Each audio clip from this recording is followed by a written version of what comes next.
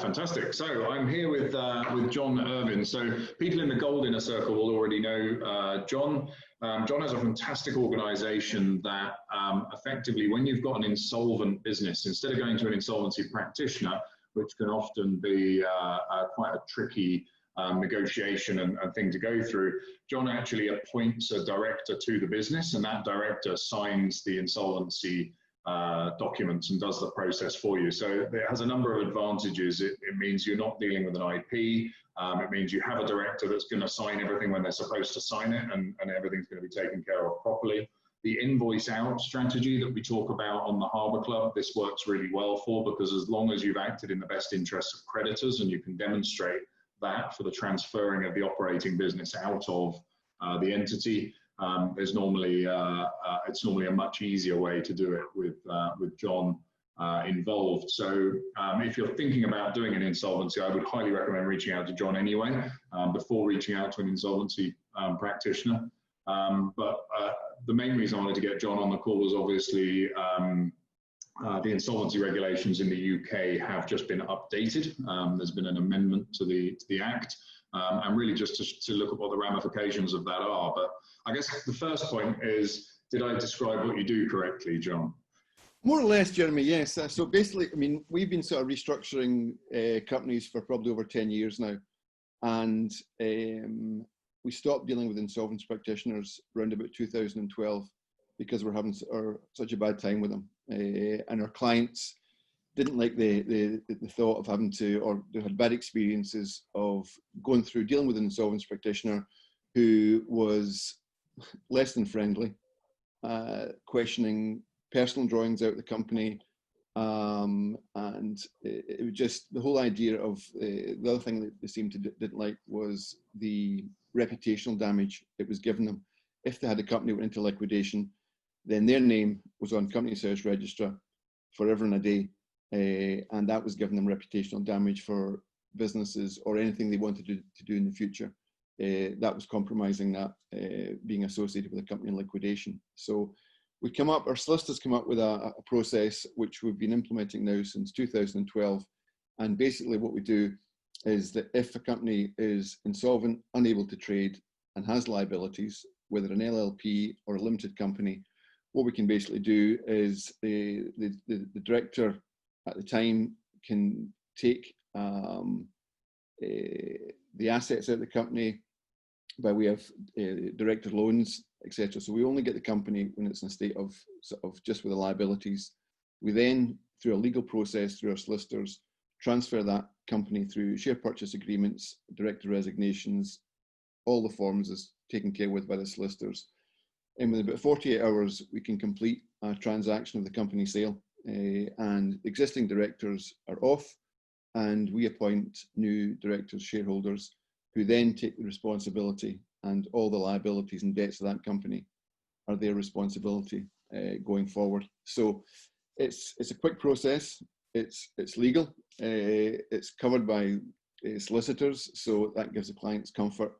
And within 48 hours, the pain disappears for the existing clients. So it's been working very well. We're probably at the start of lockdown, everything went a bit quiet. Everybody was in shock, and they were wondering what sort of help the government was going to give. But slowly, over the last 3 to 4 weeks, we've seen a quite a big increase in clients coming and saying, "Okay, well, I don't really see any way out of this, whatever business they're in."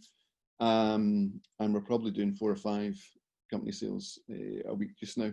Our solicitors are sort of gearing up. Their solicitors are very quiet because there's nothing else happening with them, but they're doing these company sales through us, and it's keeping them busy. So, but it's worked very, very well. And the thing is, a lot of directors will ask, "Oh, well, after the company's been transferred, what's the chances of me getting questioned by an insolvency practitioner further down the line?" Well, I can honestly say that since we've been doing this in the hundreds of cases that we've done, because the new director deals with the situation properly, the creditors, and sometimes he'll deal with an insolvency practitioner if it's eventually wound up, that we've never ever had an insolvency practitioner coming back to the existing director and questioning them or demanding any information or money out of them. So I can say that hand on heart that we've never ever had that situation in the last 8 or so years since we've been implementing this.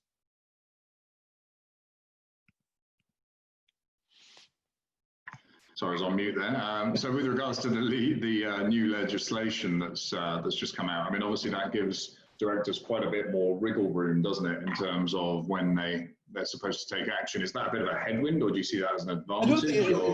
I don't see it as anything major. It's basically just sort of absolving them from a bit of responsibility of not having to do some due diligence, but I don't think it's going to affect anything either way, to be honest with you. I don't really see that as a... And so what the key points on it really are around trading whilst knowingly insolvent, and preference of creditors and that sort of stuff as well is covered, or is it all of the directors? The way I've read into it is just that it's given them a bit of a moratorium that they can trade probably while knowing the company's insolvent for a period of time, and nobody's going to take action. But to be honest with you, from my experience the last 10 or 12 years, that is a very difficult thing to prove anyway. I mean, there's lots of companies that enter insolvency and they can be out of it after 24 hours later after somebody's paid them. So it's a very, very grey area, and it's very, very hard to prove. And I've never ever heard of a case of anybody's actually been taken to task over that. So it's basically just given a moratorium to the directors to... Yeah, so I guess in the past you could probably get away with it. Now you've got permission to get away with it, you know. So I guess it does even the playing field a little bit, because people know that as long as they have, you know, good commercial cause, or they believe in the business, then they can probably they're probably going to be safe as directors. Yeah. But I guess it doesn't change the position that if the going concern doesn't work, if you can't meet your debts when they fall due, and there's no likelihood of being able to because of just the scale of the debt that's been accumulated, then they need to take some kind of action and clean up the balance sheet and move the good assets somewhere else. And that's really where you need to come in. Yeah, and it's perfectly legal to sell a company. Nobody can stop you doing that, which is great. So if you see that car crash coming, then rather than going through the whole scenario of having to appoint insolvency practitioners or deal with them and go through the whole situation with it, then it's easier just to sell that company before the car crash happens, and you keep your reputation intact, which is quite important.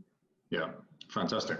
Okay, well, I think that's very helpful. And if anybody has a deal right now that they need to get out of, close down, get rid of, then reach out to John. I think with regards to the state of the market, I think there's a lot of businesses in trouble. I mean, I saw this in 2009. There was a huge volume of opportunities, and actually the real recession didn't kick in until a couple of years later, but the number of deals kind of went down at that same point. I think in 2009 it was all new and scary, and by 2011 it was a normal day.